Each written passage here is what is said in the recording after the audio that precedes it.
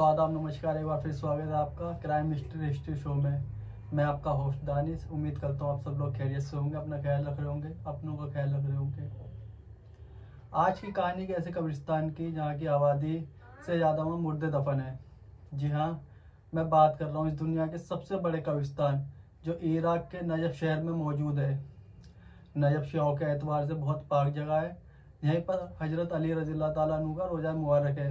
हजरत अली के रोजे से तकरीबन 2 किलोमीटर की दूरी पर एक कब्रिस्तान मौजूद है। एक ऐसा कब्रिस्तान जो मौजूदा वक्त में 50 लाख से ज़्यादा मुर्दे दफन है। दुनिया में इससे बड़ा कोई कब्रिस्तान नहीं है। इससे ज़्यादा मुर्दे कहीं लाए नहीं जाते और इससे ज़्यादा जनाजे रोज किसी और कब्रिस्तान में दफनाए नहीं जाते। पूरी दुनिया में जितने भी शिया भाई हैं वो उन लोगों की चाहत रखते हैं कि उन्हें इसी कब्रिस्तान में दफनाया है। बहुत से लोग इस चीज़ की वसीयत भी करके आते हैं कि हमें मरने के बाद इसी कब्रिस्तान में दफनाया जाए। इस कब्रिस्तान का नाम है वादी उस सलाम। बहुत से लोग इसे पीस ऑफ वैली यानी शांति की घाटी भी कहते हैं। यह इराक के दक्षिण में मौजूद है। इराक की राजधानी बगदाद से तकरीबन 250 किलोमीटर की दूरी पर यह कब्रिस्तान मौजूद है, नजफ शहर में। यह जगह मुसलमानों के लिए बहुत पाक मानी जाती है, इसलिए इसके इलाके की तरफ कोई भी आँख उठाकर नहीं देख सकता, फिर चाहे वो सद्दाम हुसैन का दौर रहा हो या ISI का दौर रहा हो। लेकिन किसी के अंदर इतनी ज़रूरत नहीं थी जो इस इलाके की तरफ आँख उठा के देख ले। इसलिए इतनी तबाही और बर्बादी होने के बावजूद भी आज तक ये इलाका सेफ है, क्योंकि मुसलमानों के लिहाज से बहुत पाक और पवित्र माना जाता है। ये जो कब्रिस्तान है ये कुल 1485 एकड़ में फैला हुआ है। लगभग 6 किलोमीटर की इसकी दूरी है और इस कब्रिस्तान में लगभग 50 लाख के तकरीबन मुर्दे दफन है और इस शहर की जो आबादी 5 लाख है। मतलब इस लिहाज से देखा जाए तो इस शहर में जो इस शहर में लोग हैं मुर्दों के हिसाब से 9% ज़्यादा मुर्दे दफन हैं।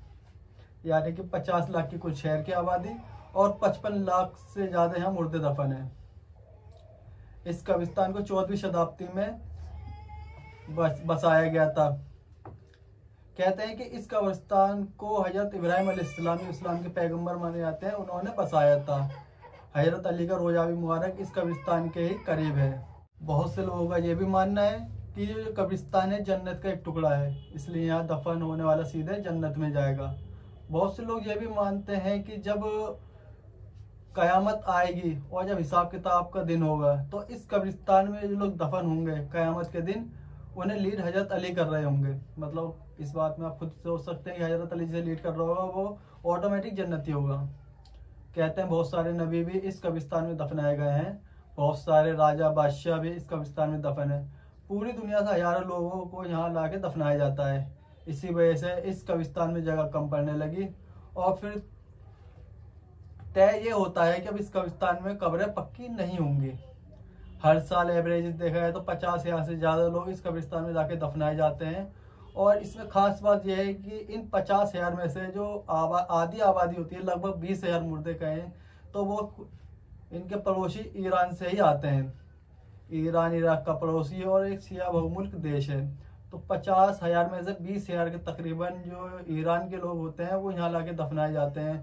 कुछ घूमने आए होते हैं, कुछ अपनी बसियत करके आते हैं, कुछ अपनी नियत करते हैं इस तरीके की यही लाके दफनाया। तो इस तरीके से लगभग हर साल 50,000 में से 20,000 लोग इस नजफ में लाके दफनाए जाते हैं ईरान से। 2002 में जब सद्दाम हुसैन की कंट्रोवर्सी चल रही थी तो कहते हैं कि यहाँ पर जनाजों की तादाद बहुत बढ़ गई थी, लेकिन जब वो कंट्रोवर्सी खत्म होती है तो उसके बाद फिर यहाँ पर नॉर्मल जैसे आते हैं उसी तरीके से जनाजे आने लगते हैं।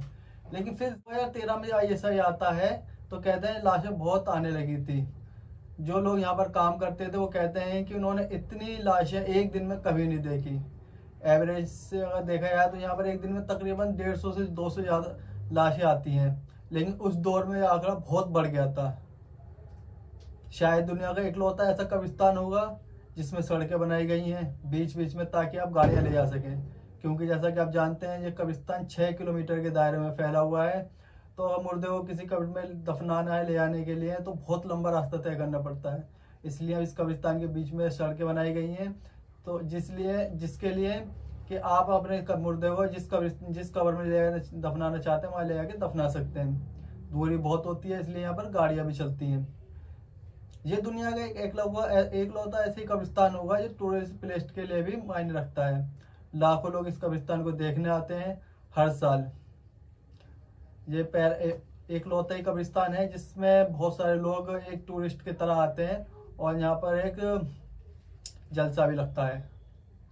इस कब्रिस्तान की एक संस्था है जिस संस्था का नाम है मलजा की परमिशन के बिना आप यहाँ पर अपना मुर्दा नहीं दफना सकते, क्योंकि मुर्दों की तादाद बहुत हो गई है, जगह कम पड़ने लगी है। तो इस कब्रिस्तान की एक संस्था बनाई गई थी जिसका काम यही था कि किसे यहाँ दफनाना है, किसे नहीं दफनाना है।